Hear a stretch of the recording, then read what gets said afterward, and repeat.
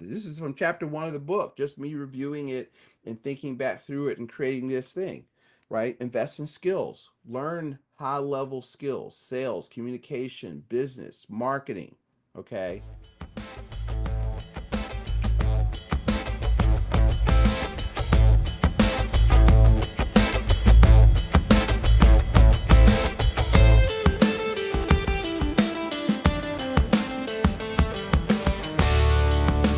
All right. So, what we're going to do is talk about today on our success call is what is the best investment?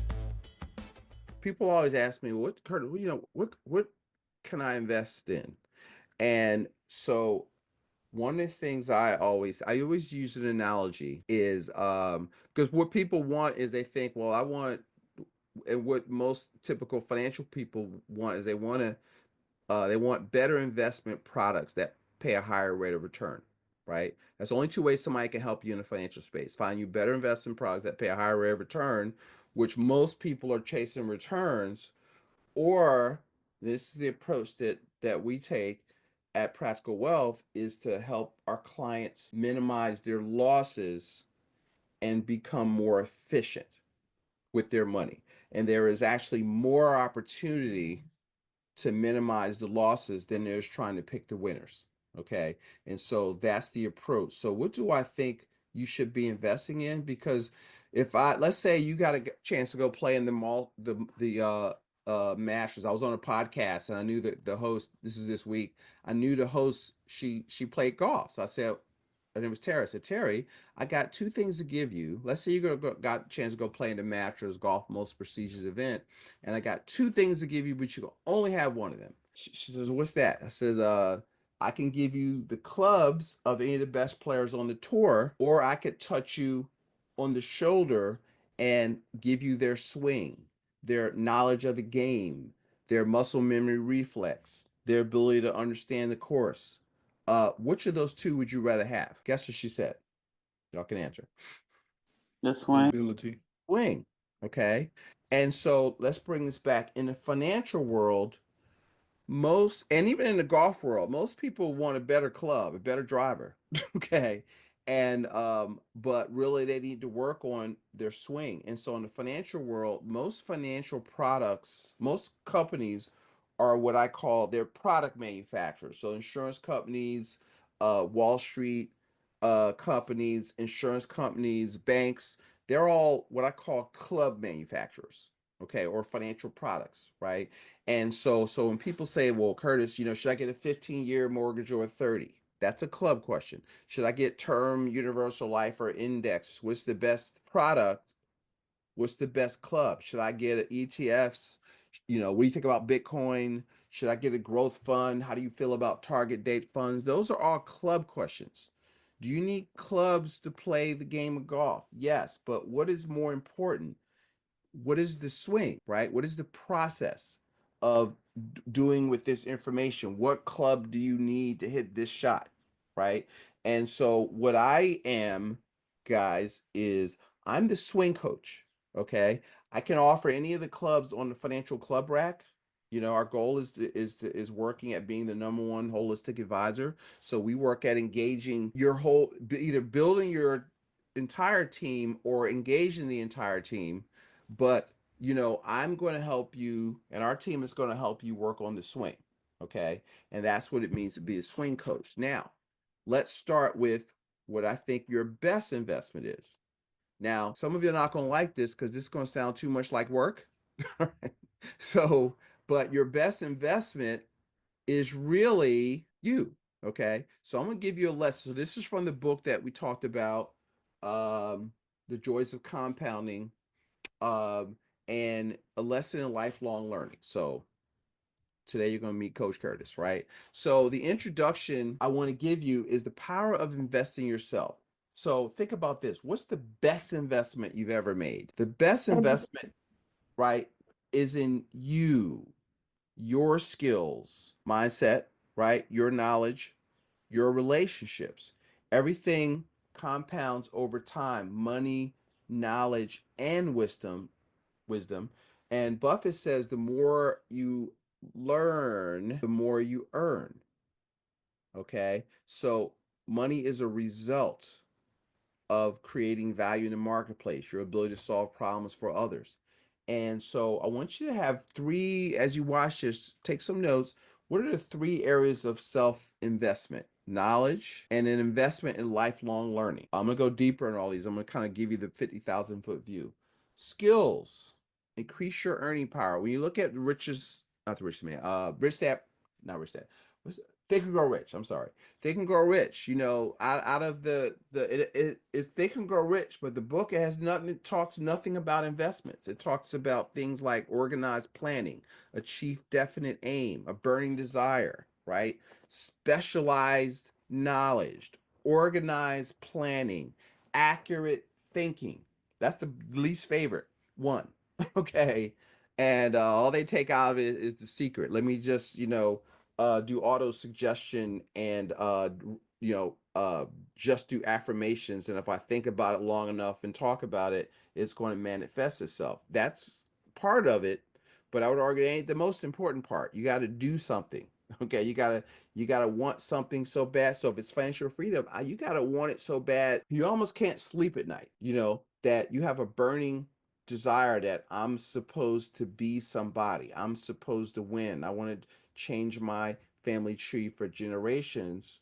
I want to be financially free. I want to. If you have to be more specific, what is financial free? I want $20,000 a month coming in off of my personally invested resources, whether I get out of bed or not, in 5 years. Like, you have to be that granular. Now you can work backwards to figure out how to do it, but it's hard to reach a target you don't have.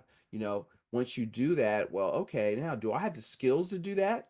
Now you got to know what you got to learn, right? And then relationship investment, your net worth is your net worth. All right. So let's talk about your knowledge, uh uh lifelong learning. So the earlier you start, the bigger the impact.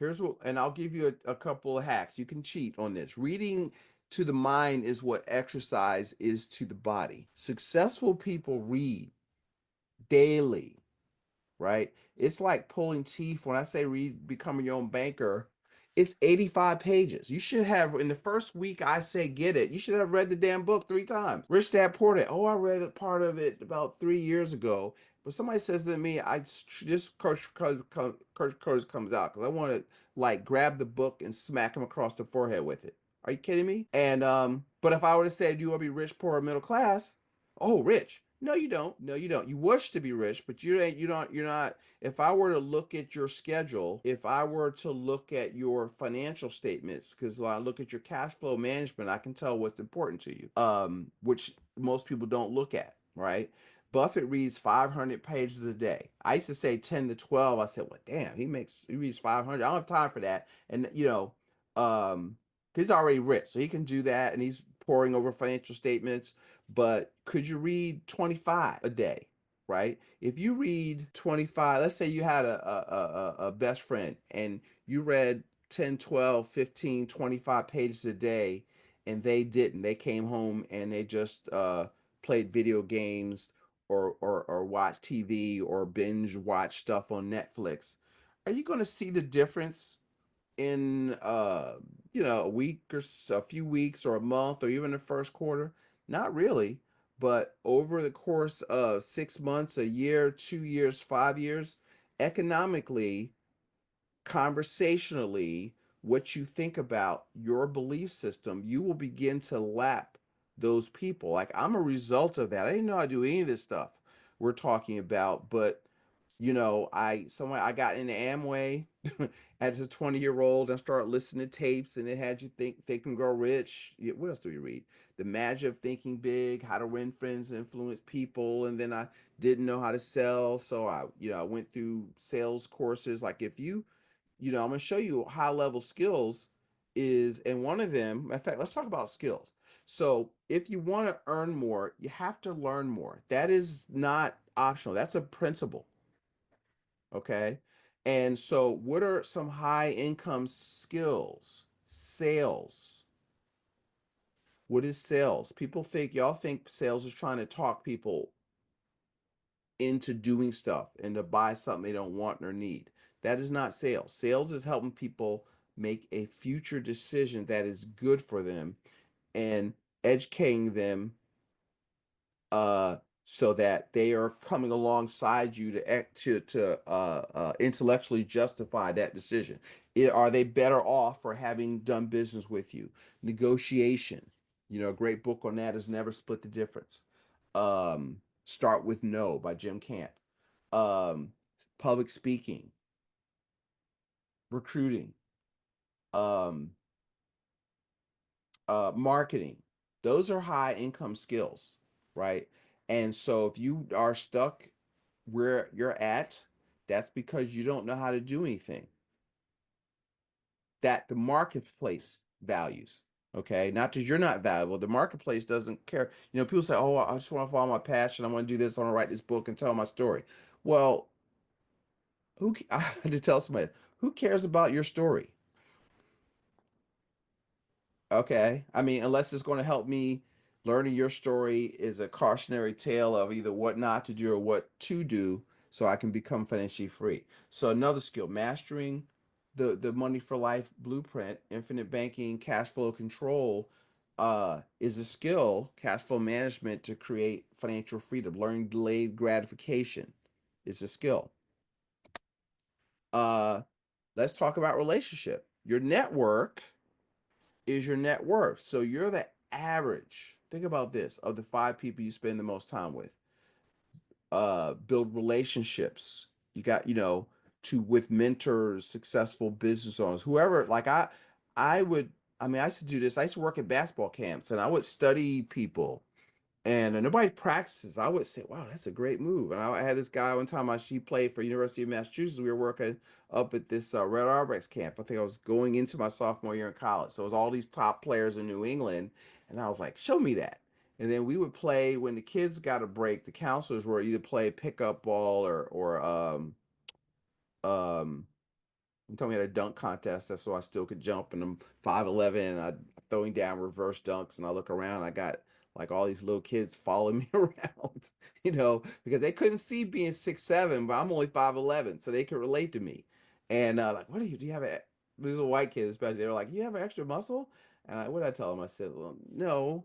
I says, well, how can we jump that high? So you have to drink, what did I tell them? This is 1982. So I said, you have to drink uh, chocolate milk and listen to Cameo. Something crazy like that. And really? Yes. All right. The problem in Funkadelic, something.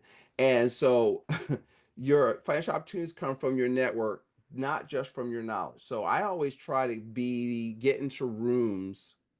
In fact, after we hang up, I'm gonna go ahead and buy my somebody gave me a $5,000 ticket to Grant Cardone thing if I haven't waited too long to get it, that I could get for 2 grand. And so I'm gonna fly to Vegas. I'm gonna be in a VIP area where everybody spent 5 grand, at least 2 grand to be there. And so I want to get around people that, I always try to be the dumbest, brokest person in the room.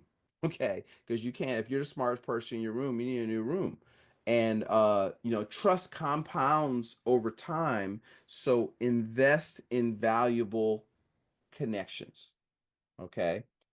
And so here's the thing. So what is the financial impact of self-investments? Because this is a real financial impact. That's what I'm saying. When I'm saying, what investment is I'm not just being trite. Okay. If you improve by 1% every day, 1%. So what are you tracking? Are you tracking? First of all, what are you tracking? So those of you all who are doing, we have a challenge going out to we've got people reading a 12-week year. Well, what are your KPIs? Key performance indicators. What did you do? What are you planning on doing? What did you do in the areas of health, business, relationships? What are the goals you're saying? How are you getting 1% better in those areas? What must you do to get 1% better? And are you tracking? Well, how do you know? Okay.